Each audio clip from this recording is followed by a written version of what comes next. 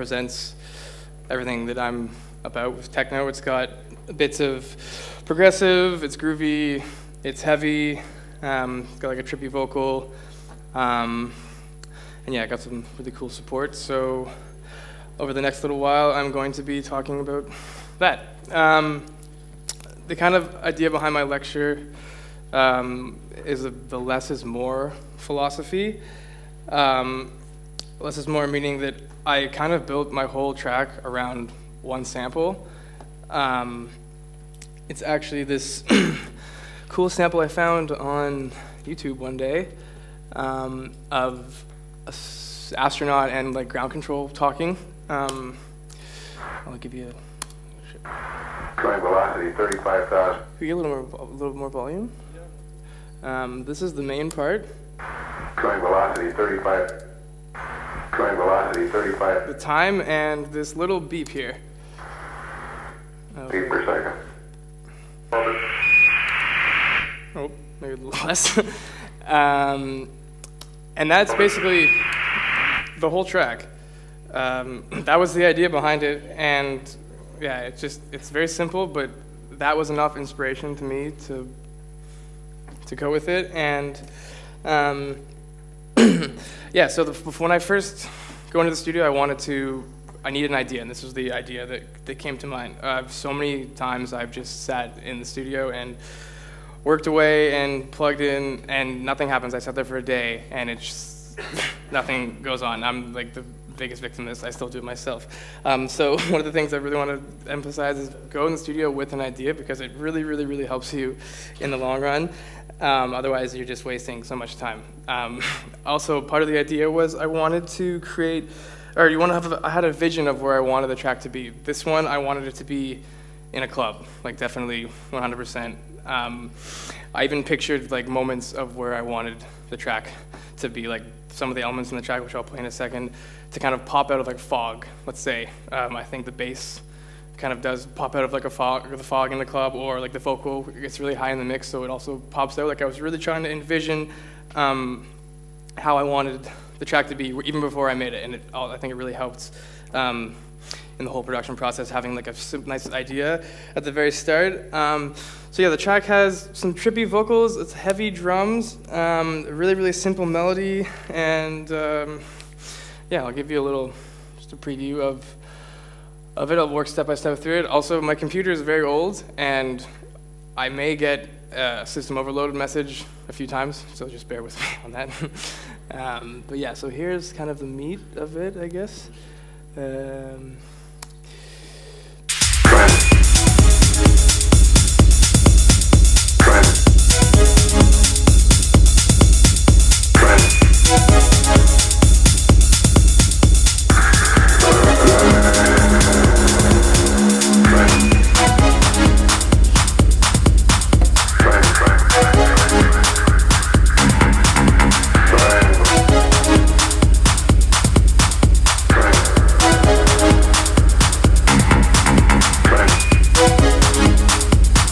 So that's the idea. That's kind of the big part of it. It moves along, breaks down, does all that. So I'm going to kind of take you through of how I do everything and what I did, and show you guys that I really didn't do very much. It's just I had the idea at the start and picking the right samples, and just yeah. So let's go through it. Before I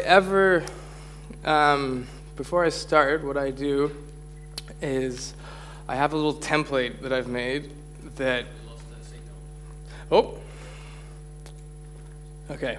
Yeah, please tell me if that happens again, because I can't see. I have a template that I've made that templates are good because they can speed up your workflow, but they can also hinder your creativity. So you have to be a bit careful with them. I've made this template simply just to have like a kind of like a skeleton and like a rough outline of what I want to do when I make a track. I just put in 2 kicks, an audio one. It's all with Ultra Beat, which is this Logic sampler. I'm sure some of you have seen. It's the drag and drop setting. There's nothing special. Perk ones, a hat one, a bass, clap, and then filter, and just like a synth. They're all just rooted to their buses, and it just helps speed my workflow up a bit at the very start when I'm making a track, because now I don't have to route things, and if I want a new kick, I just duplicate the kick track, and it's already to the same bus going to the kick. So if I had one extra layer in my kick, I just duplicate it. It goes there. You can even go further with this, which I haven't done. I've been meaning to make an updated template, but where I have my reverbs or my delays on buses, you can set those up in a template as well. So you can literally just go in and just plug in your samples, plug in whatever, and all your stuff will be going to the buses, the delay buses and the reverb buses, which then go to the master. So it just, having a template, yeah, for this purpose is good, but if I had a template of like 30 tracks, I think that would be really bad, because it would really hinder your creativity, because not every track is going to have 2 kicks or 3 hi-hats or, yeah, so it's a good way to start your track, but again, don't have too many things, because you'll hinder your creativity. Regarding the kicks, it's 3 kicks. Again, there's 3 at top, a middle one, just to give it a little more texture, and then a low one.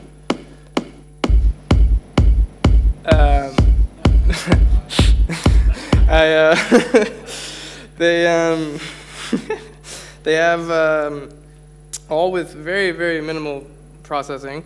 Again, I've literally just EQ'd them, the top 2, rolled off the bottoms of them, the low one rolled off the top.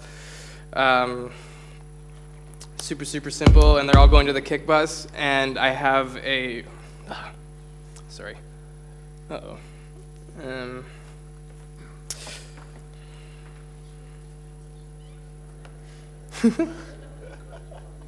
just stand there for the rest of it. Yeah.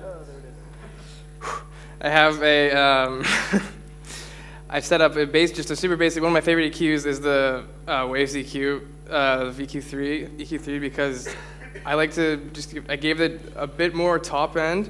I'm not going to play the bottom one right now. Just a tiny little bit of top end, just so it helps it cut through the mix. I like my kicks to be a bit more edgy and not necessarily super muffled, because they also sound better in the club that way, and I'm making my music for clubs. So just to give it a tiny, tiny bit of top end, this is a super good EQ. I really like wave stuff. I'll tell you more about that stuff later. But that's pretty much it for the kick, I think.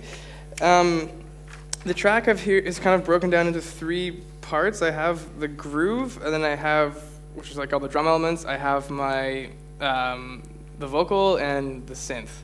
That's how I've broken it down, so I'll take you guys through that. The bass here is very, very, very simple. I'll do a lot of my basses like this.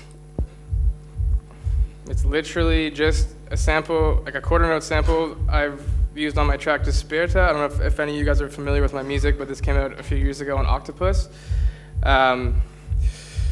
Yeah, I like to resample my basses if I found a good one, or I make a good one by however. I can't even remember how I made this. I like to reuse it. I guess it's kind of helped shape my sound a bit too, because I know people have asked me how I get like a kick or like a bass sometimes, and I think it's because I just keep reusing some of them over again. Obviously, it's just a low end. Like I couldn't even tell you what frequency this is in, but because of all the other elements of like the synths, which I'll get to eventually, and which is in C sharp, it resonates well and creates a nice roll.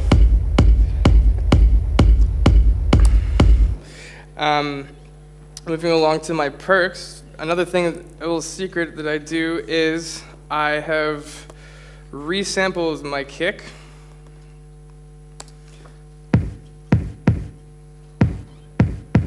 It's actually the middle kick, and I like to resample kicks to make them perks, because I feel sometimes a perk I just can't get enough punch and enough drive in the perk, and it really, when I resampled the kick, it gives it that edge, especially with this track. I wanted like a really clubby, like dirty, like rough hitting. It really makes it come through and like kind of roll on, give it that heavy touch that I really wanted, and also, it also kind of sounds like the kick is hitting a bunch of times over and over again instead of it just being a perk. It kind of sounds like a kick, kick, kick, kick, kick, kick. So the perk is definitely a very, very, very important element of this track, and I like the way it came out, and yeah, together with the bass, it makes a really, really, really solid low end. And this is pretty much the basis of techno, is the low end. I spend most of my time when making a track getting the low end right and fine-tuning it, because it's what you have a drop where it's just a kick and people go go crazy. You can also, if a track is super good and the low end's not good, like, it's not going to stand out as well. So I really, really try to emphasize my low end and making it as powerful. And obviously in this track, the low end is a very, very, very important element. So that's pretty much it for the low frequency stuff. But again, like, super minimal processing. I have EQs. With the perk, I've done a little bit of work on just a bit of high end and a little bit crusher to kind of make it sparkle a bit. I still let some of the low end through with the perk because I wanted, again, it to be that heavy chugginess that the kick had, but I obviously couldn't let the whole low end come in, otherwise that would sound awful because it is a kick. And then I put my favorite reverb plugin in the world on, Valhalla. I highly recommend getting this. It's 50 bucks. It's pretty looking, and it sounds awesome. It's so easy to use. The presets are good. You can just, without the presets, plug it in, find a really, really, really, really, really nice reverb setting, super, super quick. And I use it for my sends. I use it for hats, perks. Yeah, if I even went through, I could. It's just on, yeah, shakers, snare, everything. It's very, very good reverb, and I really, really, really like it. So yeah, minimal processing. Just I picked the right samples, and it's super, super important. I'll emphasize again, just make sure you pick the right samples at the beginning because it makes the work process so much easier and really saves you some time in the long run. Regarding the hats, super simple hats. It's just a nice offbeat. I think this one's, I don't use loops too often, but this is a nice loop I found. Give it some wide texture. A shaker loop I found, and then a shaker loop that I programmed. These are all running to a hat bus, but I haven't compressed them or anything. I've let them just sit there because I liked the way it sounded at the time, and they already, samples are compressed when you get them anyways, so that's a whole other topic I'm not going to go there. But yeah, an interesting thing I did with the hats though, which happened completely by accident, which is why I love making music, is, where's my ride? Here, I did a kind of a shaker pattern with my ride. Oh.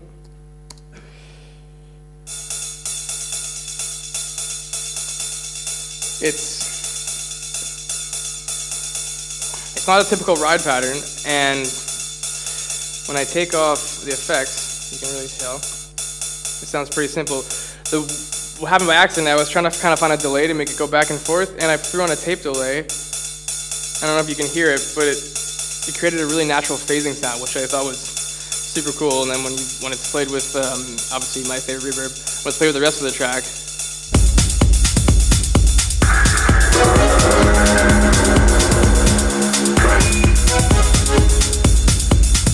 yeah, I thought it sounded really, really cool, and that's why, yeah, again, I love techno, because mistakes sometimes make the coolest and best stuff. So it's, yeah, I had a natural phaser happen with that, and it was completely by accident. Kind of contributing to the hi-hats was the clap. It's an offbeat. It happens. It is like a hi-hat. I had never done it before in a track, or I did in my track Conscious, but I don't really do it too often because it can get pretty overused. But it's kind of cool when you have a clap as a hi-hat groove because it really, really pokes out.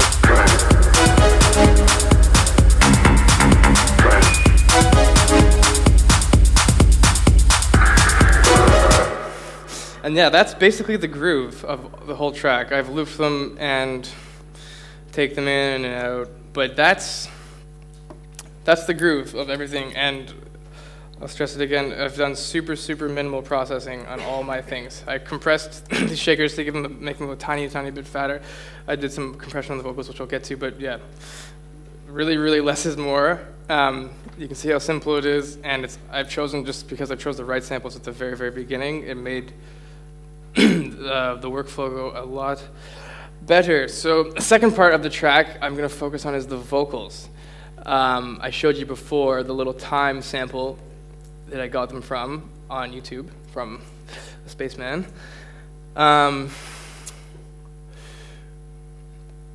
But I'll take you through them here. These are the things that actually process the most. I have them send out to some delays. It just says time over and over again, but I time stretch them, as you can hear here.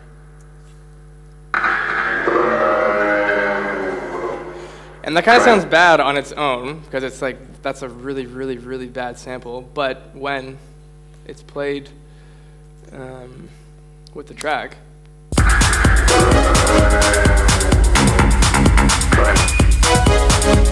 it sounds good when it's time stretched. Regarding the processing on these guys, it really needed a lot of volume because it was a really, really poorly recorded sample, as it was literally coming from outer space. So I needed to do a lot of work on it, but nice simple compression. I had to pitch shift it up a bit, my favorite reverb, of course. Some tape delay that I have automated, it goes back and forth. Some tremolo, because as it pans, like left, you can't really hear it in this room, but it pans left and right slowly, every like 3 bars, I think. Oh, there's the overload. And then a nice limiter to just, yep, oh, there it is again. Just to really jack the volume up. I've done the delays and the spacey things because it's the same thing, it's the vocal, it's the same thing over and over again, and with techno you really have to be careful because, or just for electronic music in general, because it's loopy, people can get bored, and you really want to keep people interested. I find with variation, even though it's a loopy thing, because I've delayed it, because I've time stretched it, because I've reverbed it, even though it's steady, it's surprising, and it happens unnaturally, and it creates surprises and people aren't expecting, which helps the loopiness, like helps you overcome the loopiness.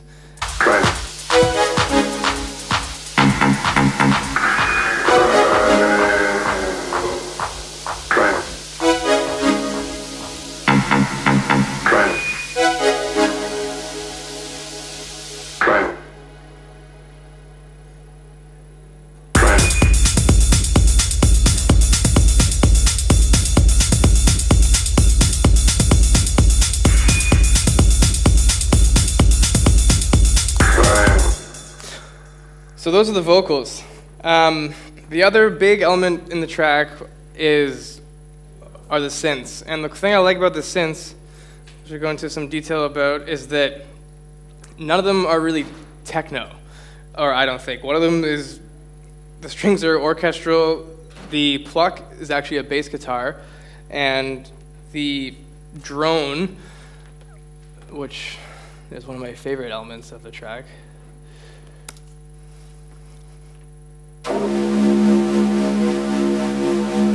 which resonates super well, is actually a flute, just pitched down a bunch of octaves.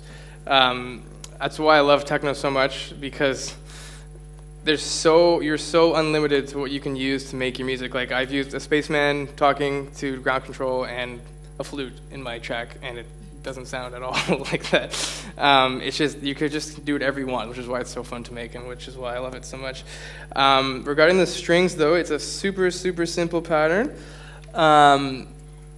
It's just a 1-bar pattern that changes a little bit. Super, super, super simple. I have it going to my favorite plugin again, the VQ3, a little bit of volume, boost with fat filter limiter, minimal processing, super simple loop. And yeah, I just really like it how it sounds orchestral, which is something that I had never done before. And like I said, I really like, I've come from progressive influences, and yeah, I thought it was a really cool idea to just throw like an orchestral synth into the track. Regarding the pluck, which is the bass guitar, this is one of the super important elements of the track, because the way these strings work, or with the strings and the pluck, they work in a call and response pattern, which is a common technique in music, where you have like a call, and then there's an element that answers it. There's the call, that's the answer, and it really helps with grooving the track along.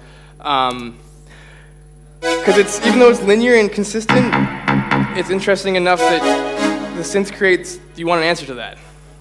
And you don't get it every time. There's the answer. So it's kind of musically satisfying to the listener, and it's a very common, I don't know if you produce music, but it's a very common musical technique and something that I wanted to implement in this. And again, the bass is from one of my synths. I don't use it too much anymore.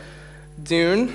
It's a slap bass preset that I put a little bit of work into, not too much.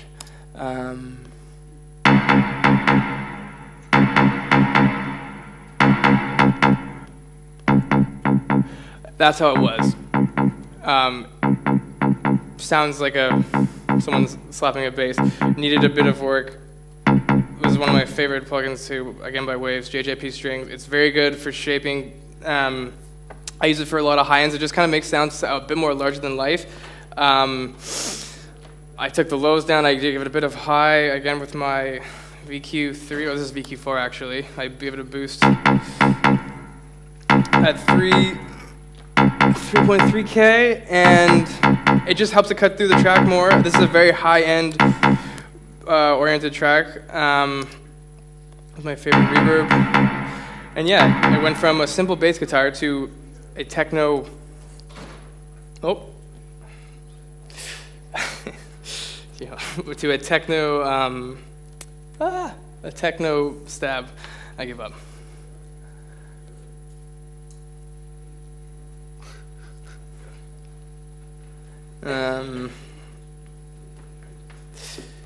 Oh, there we go. Yeah, unconventional, something I've never done before, and I'm really stoked with the way it came out. I already spoke about the flute, but we can hear it again. If you pitch it up an octave, it sounds like a flute.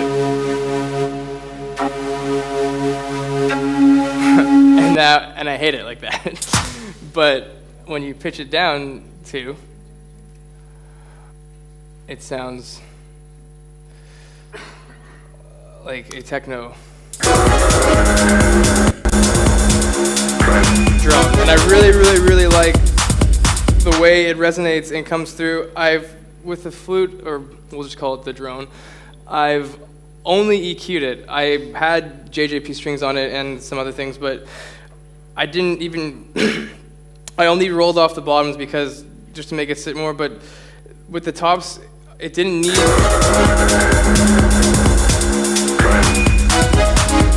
it already sits in the back of the mix where I kind of wanted it to, because it kind of is this big enveloping like whoom that comes underneath, and I didn't have to do anything to it. Like, sure, I could have maybe boosted the highs a bit, but naturally it just sounded fine, and I wanted it to be in the back of the mix anyways, so I left it the way it was, and yeah, it sounded good.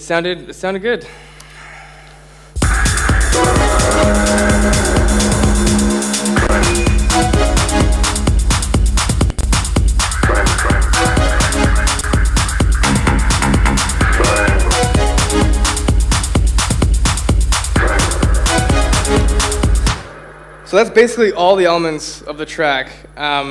Again, I've done very, very, very, very, very minimal processing on all my things. I like to keep them the way they are. The mix is just super important, getting it right, because then when you send it off to mastering, it's a lot easier for them, or if you do your own masterings, it's a lot easier in the end to make stuff sound loud and full if your mix is super good. With the breakdown, though, I added just a couple things.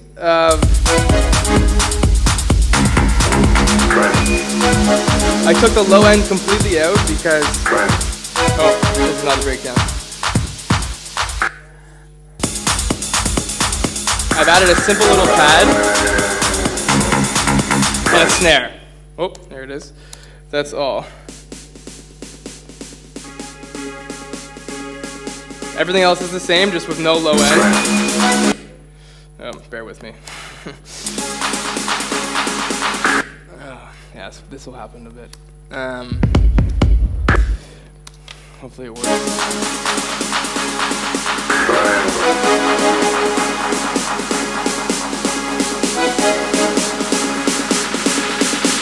And I wanted the drop to really explode, but implode.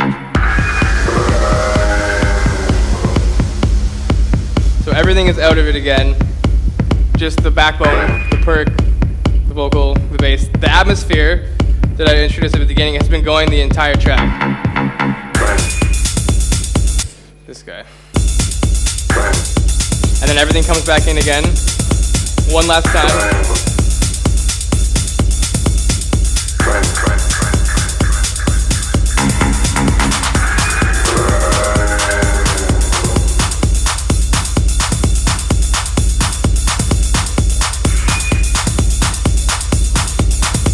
And that's basically the whole track. All the elements, the vocals,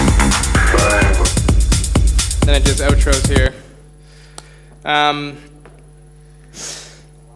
So yeah, with my master, I don't master my own tracks, but when I send them to a label, I only throw on SSL EQ, which is another Waves plugin, a tiny, tiny, tiny little bit just to boost the overall highness of the track, and I throw on Ozone.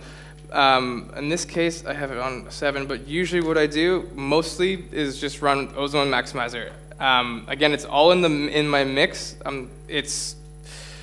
It's super, super important that you're mixing the whole time as you're working through a track, because it makes the mastering engineer's job a lot easier, and it also makes your life easier because you're not fixing things when you try to boost your volume or shape your track at the end, and you're getting clipping and distortion. When I send it to a label or a big DJ or my friends, or if I want to play it in the club, this is all I have on my master, and it makes it loud, it sounds fine. It's also because of the samples that I've chosen from the start, from the very, very get-go.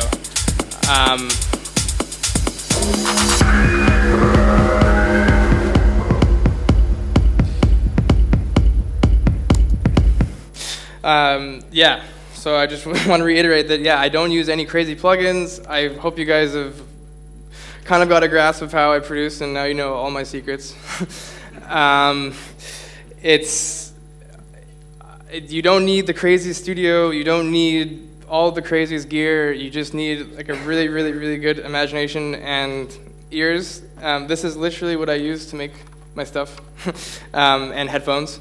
When I moved to Berlin, I didn't have access to speakers because I was very silly and plugged them in and blew the fuse because they're North American speakers. So I learned the hard way. And as a result, I had to use my headphones, but it was a really good learning curve because now I can produce anywhere. I have a sub pack at home that is a really, really cool tool that I got a year or two ago, but honestly, I use headphones and this and my computer, and it goes to show you don't need 20 plugins for an element. You don't need the crazy studio. You just need a really good imagination and your ears. And yeah, just remember, less is more, and thank you for listening to me.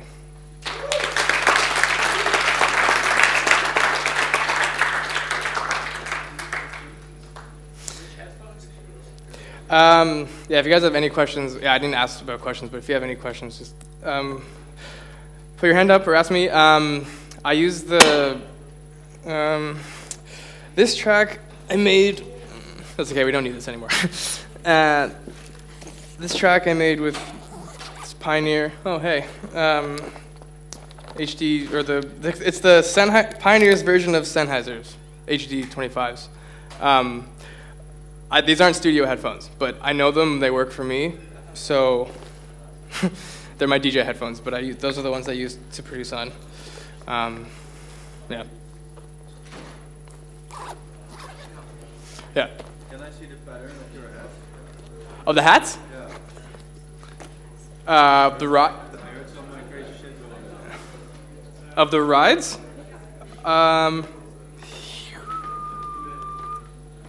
Yeah.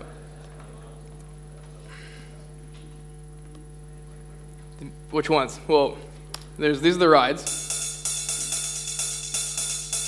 Oh, come on. Bad luck.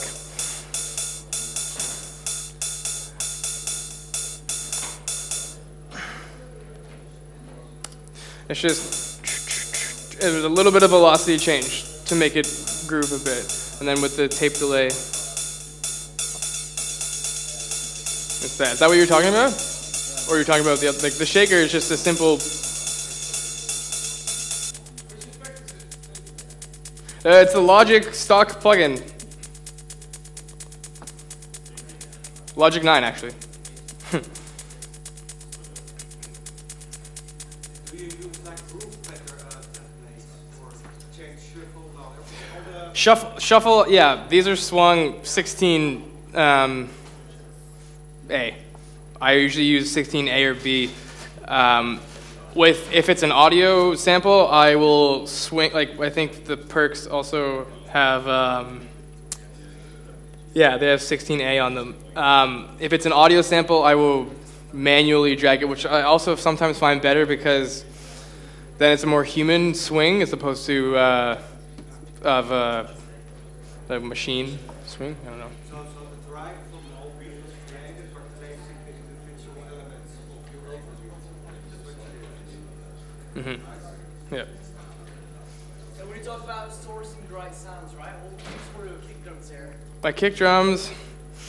So I don't get everything from the same sample. I use sample packs, or sometimes I'll find like a really old school house track. I've heard of. I don't know if you guys have heard of Michael Ferroni, but I remember watching an interview with him, and he did the same. He did something similar, and it inspired me. Like a really classic kind of like 20 years old like techno track, resampling it. This one came from.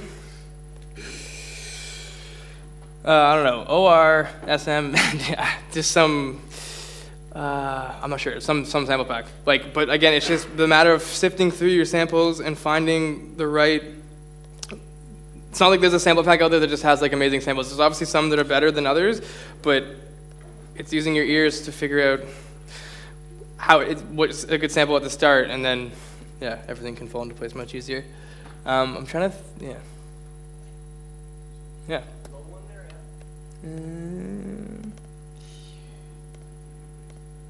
Yep, some other. I'm not sure what I think. I think OR's the octopus. Yeah, that's what it is then. Yeah. See if my computer works. It's slow, but yeah. Oh. That was the original. Thank you so much, man. No problem. I told you all my secrets in this lecture. So while we're at it, can I see that LFO chain you had on the rumble as well? Yeah. Oh yeah, that's a. Sure. Yeah, I don't mind at all. This is a simple. It's a cool tool. It comes with a lot of presets. This is one I just made. You can just drag these around. It's a very, very simple sidechain tool. I have this bass sidechain and like a perk light sidechain one that I use for light percussion stuff, but they have some crazy ones. All sorts of patterns you can use. Some crazy stuff for tremolo that the users have made. Like, I don't know what that would sound like on a bass, but probably not very good. But Yeah, it's a cool tool. But yeah, you can obviously send it to a compressor and switch the routing so it pumps with the actual kick, but I found it just throwing the LFO tool on helps sidechain it enough. Yeah. Any other questions? Oh yeah. Maybe you can share some advice on how to get your tracks to the right label when you started out as a producer. So getting to the right labels. Like you're on good labels right now. Yeah, you have to really build. Like for me, it was lucky. I played a show with CN, who's the manager of Octopus, and I gave him a USB stick, and he liked some, and then that's pretty much how that whole thing started. And then from there, once I was on other labels, I got other labels' attention, I guess, and it kind of build my way up. But it was just wasn't luck. Like I was DJing and I gave him USB. It was luck. Like it's a bit of both. Like I gave him a USB and it's connections, but you can't just release on like the best labels necessarily right away. Like you kind of have to build it up. Like my first release was on a very, very small label, and yeah, you have to start somewhere, always. So I guess just try and build as much connections as possible. And I'm stuck. Yeah. Do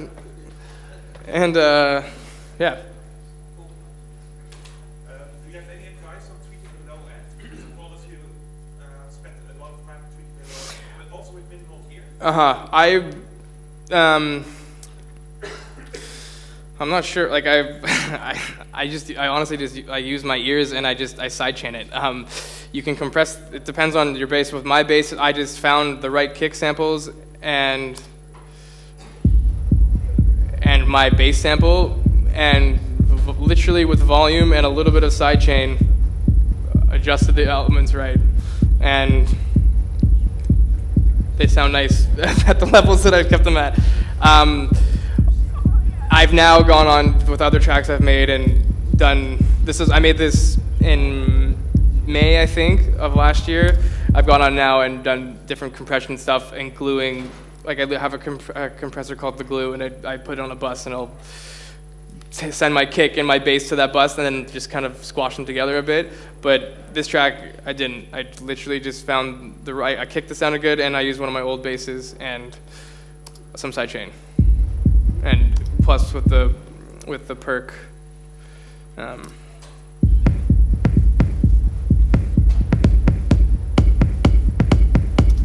That's it. A little bit. Oh no, actually, not that one. Maybe it should be. I don't know.